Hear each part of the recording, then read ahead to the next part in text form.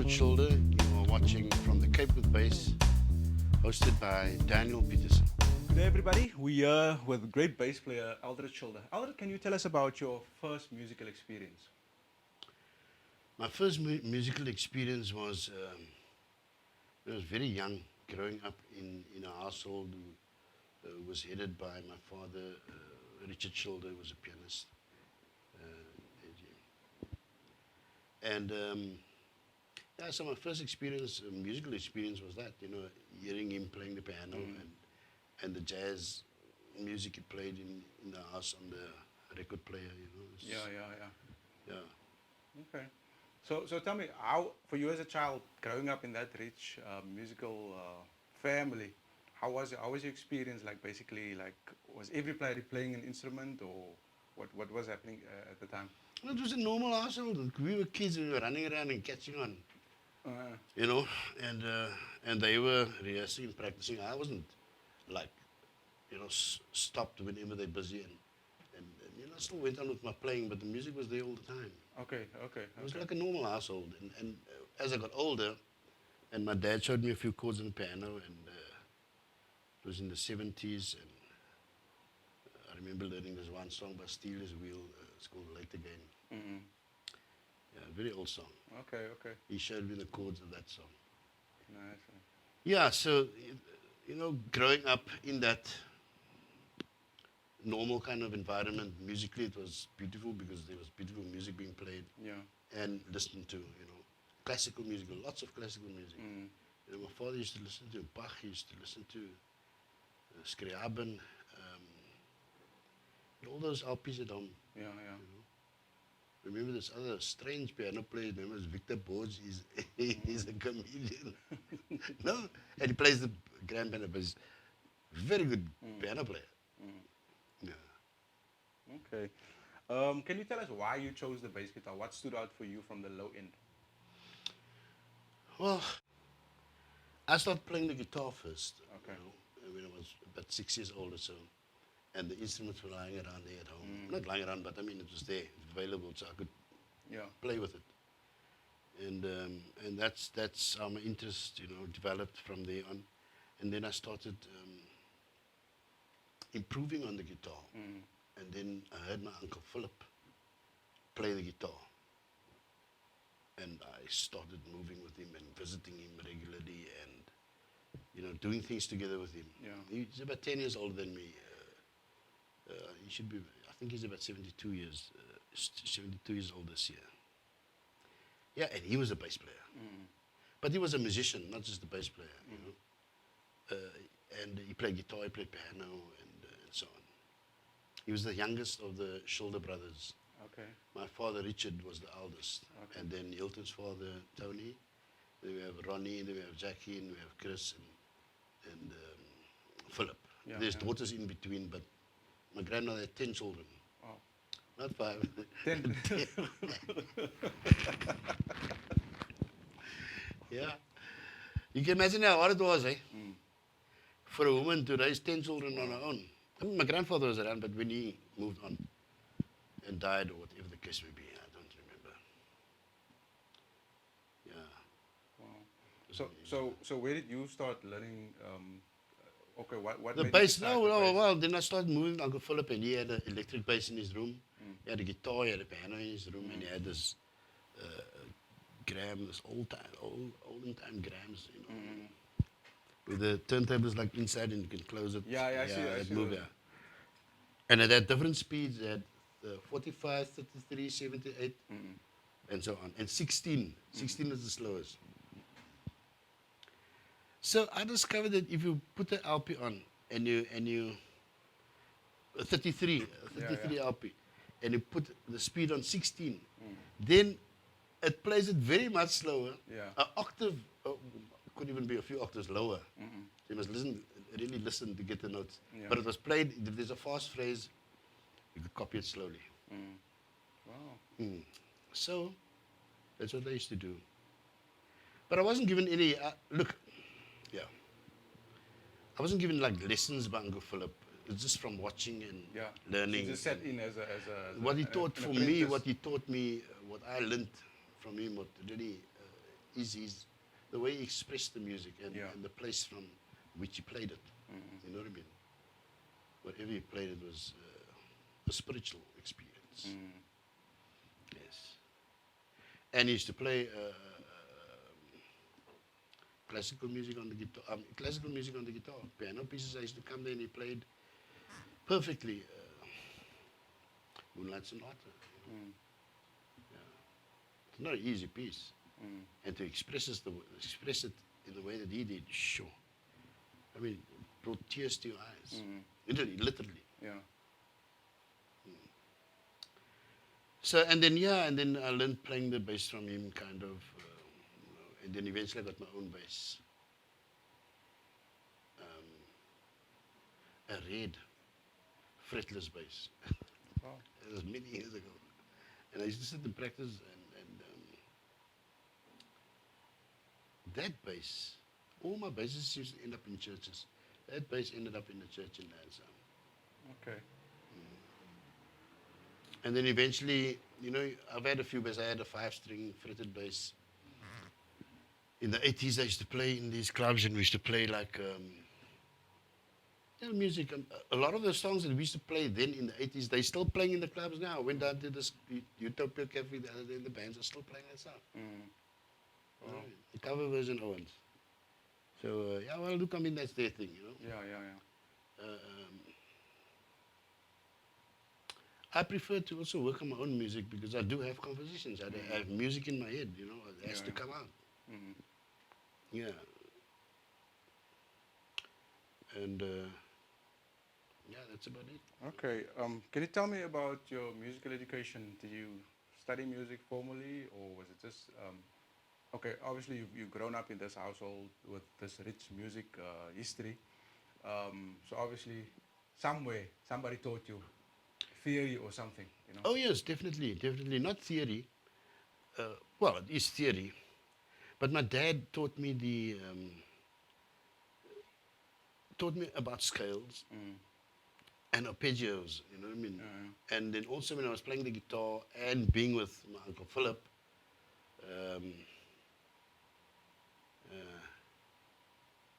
I learned so much, man. Just by watching and learning. You know what I mean? But I used to sit with my instrument a lot. Even though I was so young, I used to practice a lot. I mean, that red fretless bass that I got, I used to sit that bass every single day. You know what I mean? And then I didn't want to work. I didn't want a day job because I wanted to play music. But that never worked out. So I had to go and work because people are complaining. They can't hear you. It's a mouth. Heeldag sit met die gitaar. Dat treedt op. Anyway, and then I got married. And then my wife actually gave me permission to go full-time to music. Okay. And then I got a gig in Abu Dhabi. These gigs that the guys do overseas, man. At hotels overseas. I did, and then a gig. And then I came home after 3 months, and then I got a gig on the boats in America, Princess Cruises with Pete Nielsen and Trevor de Besson. I don't know if that's the correct pronunciation of his name, but if it is wrong, sorry, Trevor. Beautiful pianist, classically trained, but very gifted. And Pete is an incredible drummer and an entertainer, you know what I mean? Because that's what you must do on the boats. Yeah. So I sat in that chair for 2.5 years, and I learned so much music and styles of playing. So that was part of my schooling kind of thing. Okay. Because with what I learned from my dad, and was at least to read a chart. Yeah. You know what I mean? He would write at the chart, and I must play it exactly as is written. Yeah. Well, you have room for a bit of creativity based on the chord that is in that bar, you know what I mean? Yeah. And then that enabled me to get this job on the boats with Pete Nielsen because I could read chord charts. Yeah.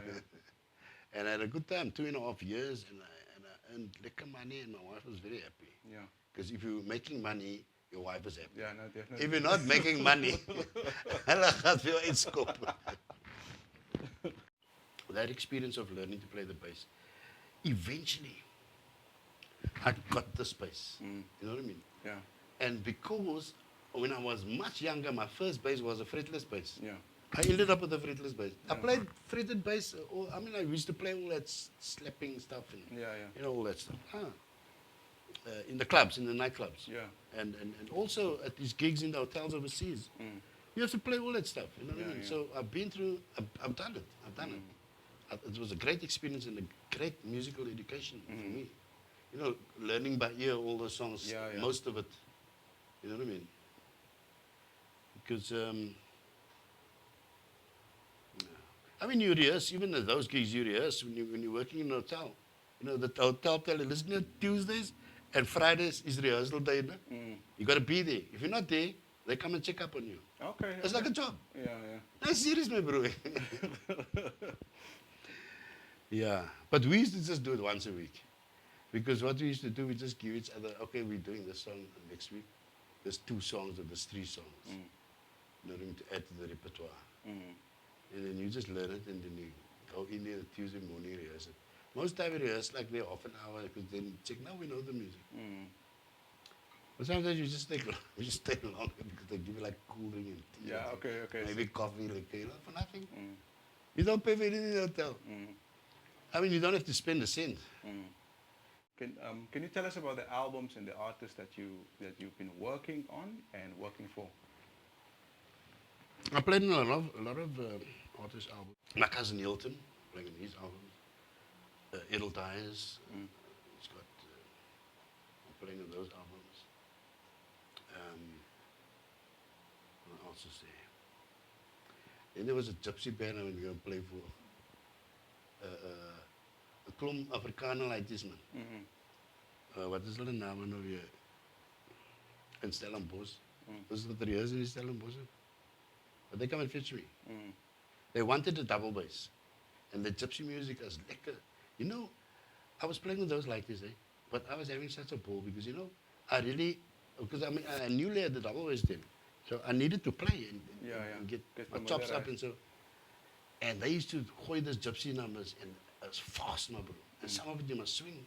I mean, you can gooi the 1-5, but I mean, you want to swing, you will kick down. Yeah, I learned to swing very fast in that band. We were swinging very fast. That was a little learning experience for me. Anyway, you know. Yeah, so they were called Manouche. Manouche, okay. Manouche, and then there was another band also from that side of the world, Tarabu. And I did an album with them. And then I also did with Root Spring Music with Madusine. You know Madusine, she's this woman from the old one from the Eastern Cape that plays the bow. Yeah, yeah. You know. And they did an album of hers, and I played on that album. Yeah, so there's quite a few albums. Yeah, yeah. Tell me, we spoke earlier and you mentioned something about your own album that you are about to release or you're busy recording. Can you tell us about that? I'm not even close to recording it yet. But it's in the pipeline. Yes, no, it's definitely in the pipeline. I suppose I'm just, I don't know, man. You know, for me, it's about things just got to be done right. Yeah, yeah. Sometimes it's difficult, but I know I'll eventually get there, and I will record. In fact, one of the songs is going to be recorded very soon. Okay. We're going to take it one song at a time. Okay, that's good. One song at a time. That's good. Yes. Okay. Can you tell us about the gear that you have? This bass I have since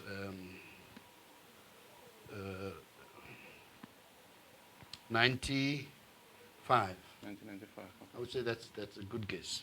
It was 95 because, you know, yeah. 95, 96 around there.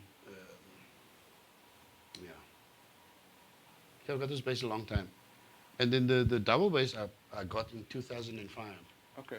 And then they delivered it to me in 2006 to the hotel where I was playing at, you know. Okay. In Shanghai. In Shanghai, yeah. And then I quickly had to practice. And blisters. and blister. But you get there. Mm. You know, the perseverance, like anything in life. I mean, if you apply yourself and persevere, you're going to become good at what you're doing. Before 2006, Mm. did you play the double bass before that? No, yes, no, I did. You know, when I was at the Lighthouse Church, they had a double bass that was being used amongst the flower pots. It was broken, so I said, I can have this thing fixed. This guy repaired it beautifully. Yeah. And then I used it for a while, for a good while. You know what I mean? I even had it at home and I was practicing. And so I really started to develop then. That was in 90, also in the 90s, you know, like 95 also, 94. All these things were happening at the same time. And then when I left the Lighthouse, we moved to Strandfontein, you know what I mean? And then it was too far in traveling. Yeah, yeah. From Strandfontein to Parel, it's hectic, you know, because you don't just have to be there on a Sunday. Yeah, You in the know, week also. yeah, sometimes. So we left the Lighthouse, and then obviously I had to leave. That was not my base.